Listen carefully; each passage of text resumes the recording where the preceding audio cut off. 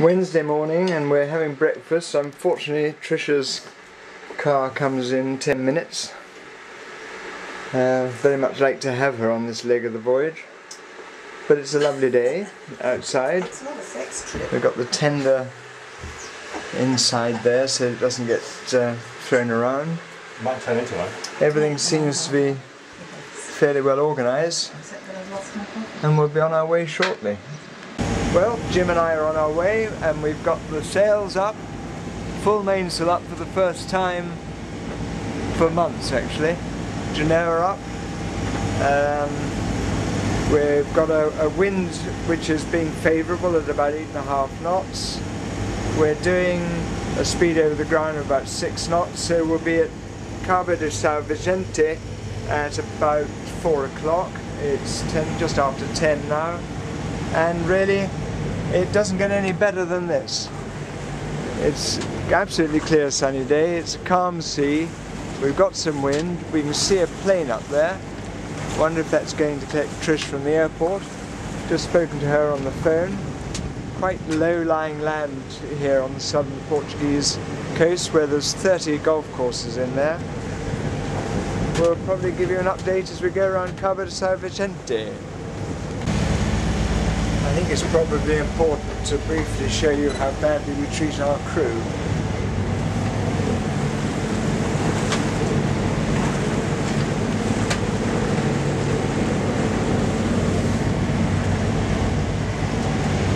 I think he's enjoying himself. We're rounding the Cabo de São Vicente. Quite a dramatic bit of coastline. Not going to go out and film it because it's gone down a bit, Jim, hasn't it now? It's less bumpy. It was very bumpy a little earlier on. But we've got a big wave coming through there. Yeah. Nice Atlantic rollers now rather than bumpy ones. Whee, up over easy and down again. So we're now going to wonder what the wind does. See how much northerly direction we can make. Frustration day, Jimbo, isn't it? Absolutely. We've not been able to steer our course all night because of the wind. The wind was forecast to be around 13 knots and it's been up around 25 all night. It's still over 20 knots. We've managed to get the Genoa up and by going off course, and we're banking on going two sides of a triangle and getting there a little bit quicker.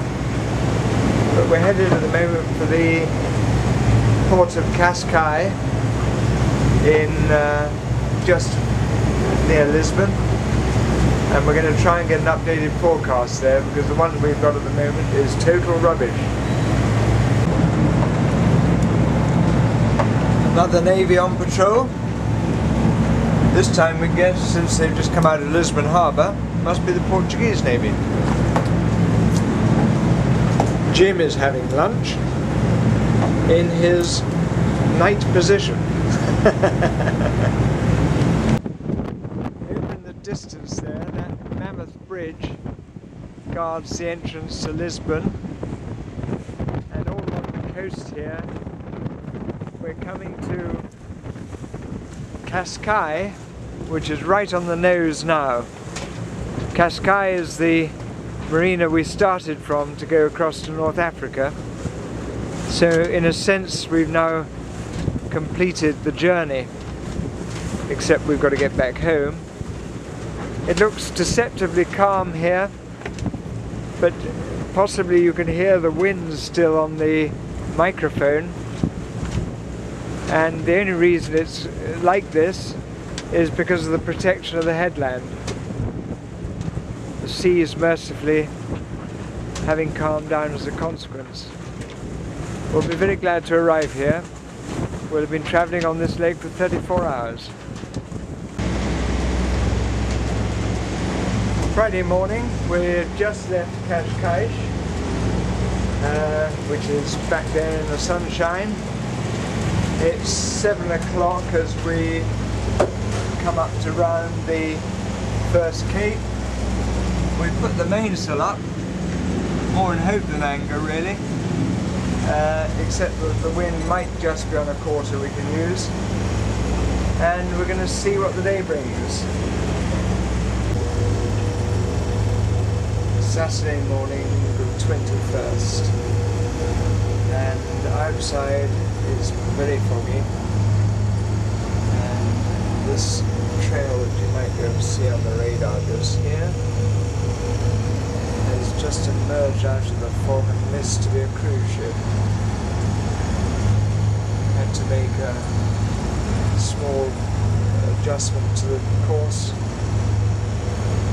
Probably would have missed her anyway, but no point in taking any sort of risks. And if we go outside,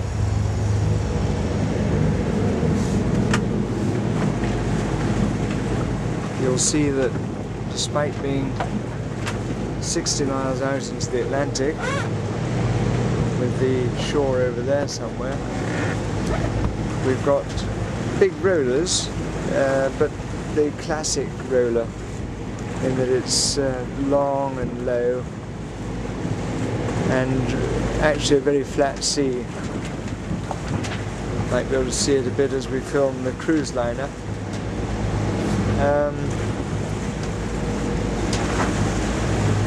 Our gamble basically has paid off. We went right out to sea to look for this calm weather, and although we're not able to use any sails, we're achieving pretty good directly northerly track, and we've covered around about 50 miles overnight. Just panned in on the cruise ship. I'll go and get my binoculars in a second and see if I can see which one she is. But she just appeared out of the mist.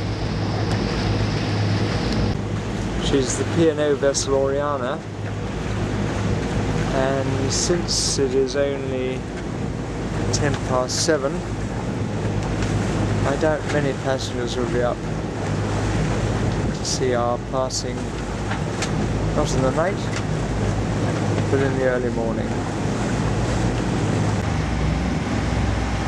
This ship has just produced the most monstrous blip on the radar.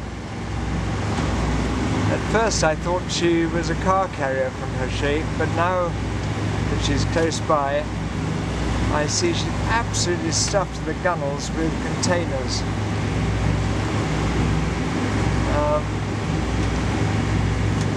These are the sort of ships that get into rough seas and the containers fall off, causing huge problems. It's still very misty,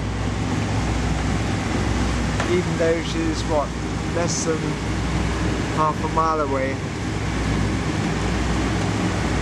She remains slightly indistinct.